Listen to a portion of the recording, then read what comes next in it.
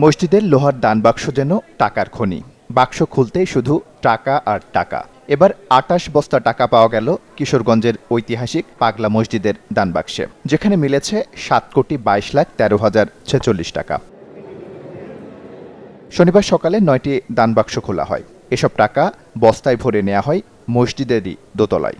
পরে মেঝেতে বসে টাকা গোনেন কয়েকশো মাদ্রাসা শিক্ষার্থী ও ব্যাংকের কর্মকর্তারা। সকাল থেকে সন্ধ্যা পর্যন্ত চলে গণনার কাজ। এরপর জমা দেয়া হয় রূপালী ব্যাংকের পাগলা মসজিদের অ্যাকাউন্টে। শুধু টাকা নয়, বিপুল স্বর্ণালংকার ও বিদেশি মুদ্রা ছিল দান বাক্সে।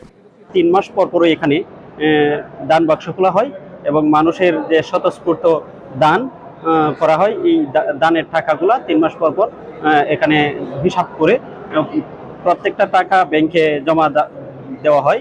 পাগলা মসজিদ নাকি মানুষে অনেক উপকার পায়, এদিকে এসে নামাজ পড়ে বা দান করে। আসলে এটা আমাদের এই যে কিশোরগঞ্জের এদিকে অনেক একটা দর্শনীয় স্থান। সবাই আসে প্রতি বছর, দেখে নামাজ টামাজ করে।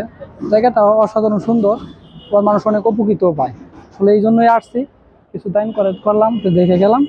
এই মসজিদে মানত করলে রোগবালাই দূর হওয়া সহ বিভিন্ন মনোবাসনা পূর্ণ হয়, এমন বিশ্বাস থেকেই বিভিন্ন এলাকা থেকে সকল ধর্মের মানুষ নগদ অর্থ, স্বর্ণালংকার, বৈদেশিক মুদ্রা, ছাগল, হাঁস মুরগি সহ বিভিন্ন সামগ্রী দান করে থাকেন।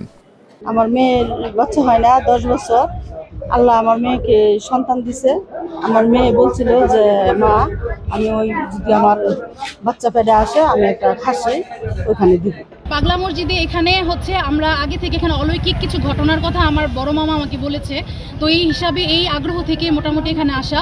তো এখানে এসে দেখলাম যে যেভাবে আমরা সিলেট মাজারে যাই, যে মেয়েদের জন্য ছেলেদের জন্য আলাদা নামাজের ব্যবস্থা, বেশ ভালো নিরাপত্তা ব্যবস্থা এখানে আছে। মহিলাদেরও আলাদা নামাজ পড়ার জায়গা আছে। সচরাচর সব জায়গাতেই এই ফ্যাসিলিটিটা থাকে না, কিন্তু এখানে আছে, এটা জেনে ভালো লাগছে।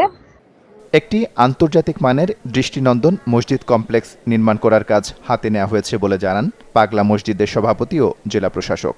এখানে আমরা প্রাথমিকভাবে যতবার কথা বলেছি ততবারই বিষয়টা এমন আসছে যে এখানে অনেক টাকা দিয়ে একটা মসজিদ হবে, যে এরকম একটা কমপ্লেক্স করতে অনেক টাকা লাগবে।